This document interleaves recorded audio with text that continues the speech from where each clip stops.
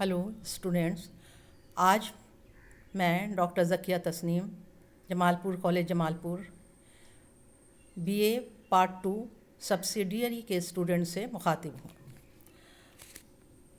आपके सिलेबस में भी 4 किताबें हैं, मसनवी सहरुल बयान, बांग दरा, कलाम अकबर और कलाम नज़ीर।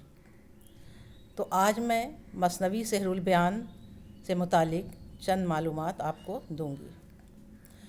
मसनवी सहरुल बयान मीर हसन की तख्लीक है और मीर हसन ग़ालिबन 1717 या कुछ लोगों का कहना है कि वो 1740 और 41 में उनकी पैदाइश हुई। शाहजहांबाद दिल्ली में इनकी पैदाइश हुई। कुछ दिनों वहाँ मुक़ीम रहे, लेकिन वहाँ की हालात सही नहीं होने की वजह से वो अवध की तरफ चले गए और वहीं फिर उन्होंने वो सारी ज़िंदगी रहे। तो मैं आपको बताऊंगी मसनवी सहरुल बयान जो कि मीर हसन की तख्लीक है। तो सबसे पहली बात यह है कि मसनवी किसे कहते हैं। तो मसनवी नज़्म की ही एक सिनफ़ है। जिस तरह नज़्म, गज़ल, कसीदा वग़ैरह होते हैं, उसी तरह से मसनवी भी एक सिनफ़ है। और मसनवी ख़ास तौर से उस नज़्म को कहते हैं जिसमें शेर के दोनों मिसरे मुक़फ़्फ़ा हों और काफ़िया और रदीफ़ के लिहाज से हर शेर अलग अलग हो, मगर उनमें एक ही सिलसिले के ख़यालात शुरू से आखिर तक हों। लुग़त में यानी डिक्शनरी में इसके मानी दो दो करने के होते हैं, यानी मसनवी का हर शेर दो दो अलग अलग होते हैं, जैसे लेकिन दोनों हम रदीफ़ और हम काफ़िया होते हैं। अब पूछेंगे रदीफ़ किसे कहते हैं या काफ़िया किसे कहते हैं।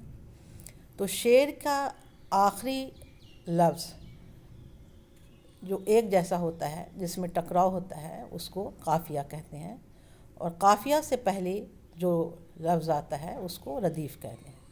मिसाल के तौर पर एक मैं शेर पढ़ती हूँ। चमन में आतिशे गुल से दहका हुआ, चमन में आतिशे गुल से दहका हुआ, हवा के सबब बाग़ महका हुआ।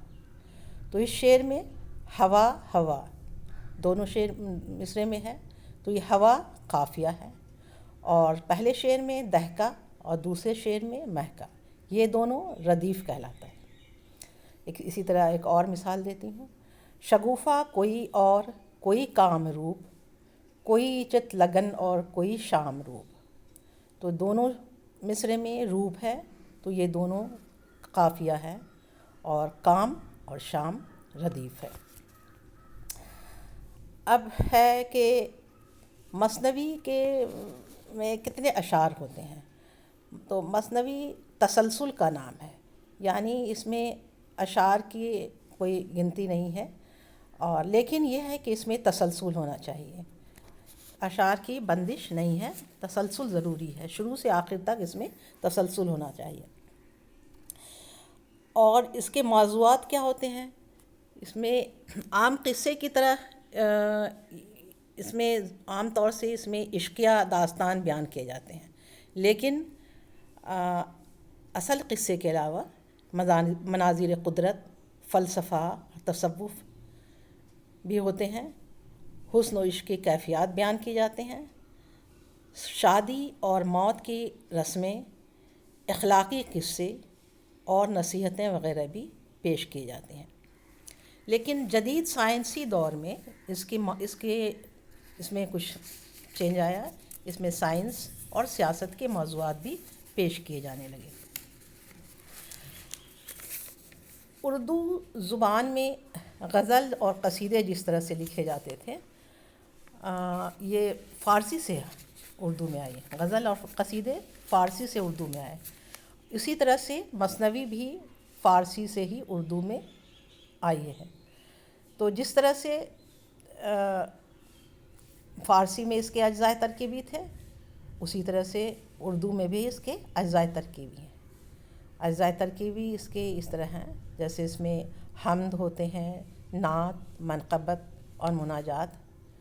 پھر اس میں مدح ہوتا ہے، مدح کے معنی تعریف. پھر تعریف و سخن، یعنی مثنوی نگار اپنی تعریف کرتا ہے. پھر لکھنے کی وجہ بتائی جاتی ہیں، یعنی سبب تالیف ہوتے ہیں. اور آخر میں اصل قصہ کیا ہے لکھا جاتا ہے. یعنی حمد شروع میں، مثنوی کی ابتدا میں حمد ہوتا ہے، یعنی حمد کہتے ہیں اللہ تعالیٰ کی تعریف. حمد کے بعد رسول اللہ صلی اللہ علیہ وسلم کے شان میں اشعار لکھے جاتے ہیں. پھر منقبت کے چند اشعار لکھے جاتے ہیں. اس کے بعد شاعر اللہ سے دعائیں کرتا ہے. پھر حاکم وقت کی تعریف میں اشعار لکھے جاتے ہیں. اس کے بعد مثنوی نگار خود اپنی تعریف میں اشعار لکھتے ہیں، اور پھر کچھ سبب تالیف ہوتے ہیں پر روشنی ڈالی جاتی ہے. اور پھر آخر میں اصل قصہ شروع ہوتا ہے، جس میں منظر نگاری اور جذبات نگاری کے بھی نمونے پیش کیے جاتے ہیں. مثنوی کا آرٹ بہت ہی پیچیدہ ہے، بہت ہی بسیط، یعنی بہت ہی لمبا چوڑا ہے اور مرکب ہے. اس کی سب سے جو خاص خوبی ہے، سب سے جو اہم خوبی ہے، واقعات نگاری ہے. یعنی ہر واقعہ، اس میں ہر طرح کے واقعات ہو سکتے ہیں، مگر قصے کے بنانے میں، قصے کو تعمیر کرنے میں تفصیل اور تسلسل کو، ربط کو، اس کو ہاتھ سے نہیں جانے دیا جاتا ہے. اور یہی اس کی سب سے بڑی خوبی ہے. جس طرح دوسری صنف شاعری کی دوسری صنف مثلاً غزل، رباعی اور قطع وغیرہ لکھے جاتے ہیں، تو اس میں جو ہے تسلسل کی ضرورت نہیں ہوتی ہے. ہر دو شعر اپنا الگ معنی رکھتے ہیں غزل میں، لیکن مثنوی میں ربط ہوتا ہے. شروع سے آخر تک اس میں ایک ہی بیان ہوتے ہیں، ایک ہی قصے بیان کیے جاتے ہیں.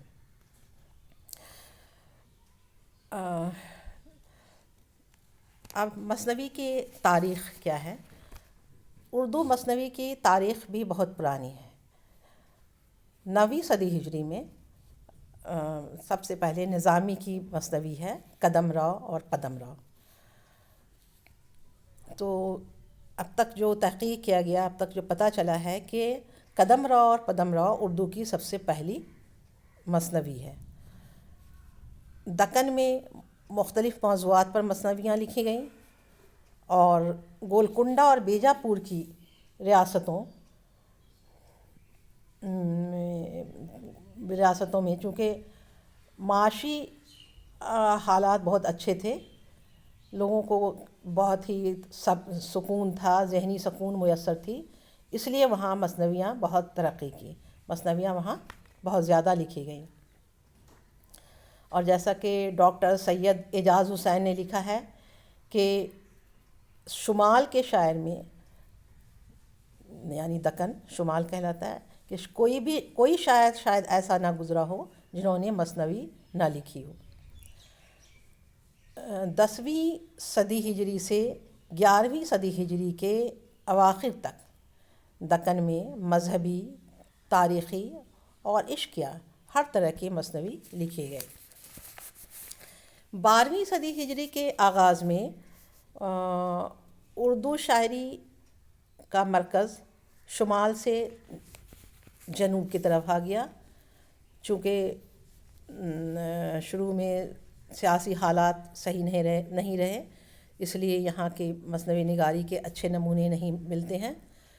لیکن جعفر زٹلی سے شاہ حاتم تک ہر شاعر نے مثنوی لکھی. اور اسی زمانے میں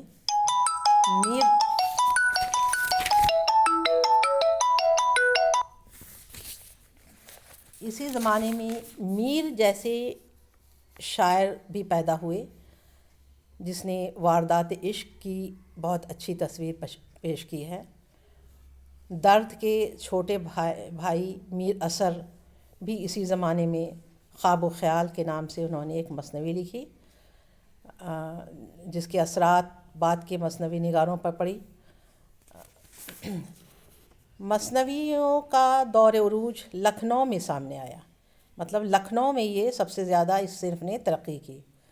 جب دہلی اجڑ گئی، دہلی کے اجڑے ہوئے شاعروں نے اودھ کی طرف اپنا رخ کیا، اور پھر میر حسن کی مثنوی سحر البیان، دیا شنکر نسیم کی گلزار نسیم، اور نواب مرزا شوق کی مثنوی زہر عشق کو اس زمانے میں بہت زیادہ شہرت ملی۔ اسی زمانے میں ایک اور ادبی مرکز عظیم آباد بھی تھا۔ عظیم آباد پٹنہ کا پہلا نام تھا، پرانا نام ہے۔ تو عظیم آباد میں بھی مثنویاں لکھی گئیں۔ اس سے پہلے راسخ عظیم آبادی نے یہاں مثنوی لکھی، اور انہوں نے مثنوی میں بہت اچھا جوہر دکھایا۔ بعد میں شوق نیوی کی مثنوی سوز و گداز کافی مشہور ہے، جو کہ آنرس میں یہ کتاب چلتی ہے، مثنوی سوز و گداز۔ اور 20ویں صدی میں آگے آتے آتے چونکہ لوگوں کے پاس فرصت کی بہت زیادہ کمی ہونے لگی، اس لیے یہ مثنویاں پھر کم لکھی جانے لگی۔ اس طرح سے پھر اور قصیدہ وغیرہ دوسرے صنف لکھے جانے لگے۔ بہرحال آج کی کلاس میں اتنا ہی۔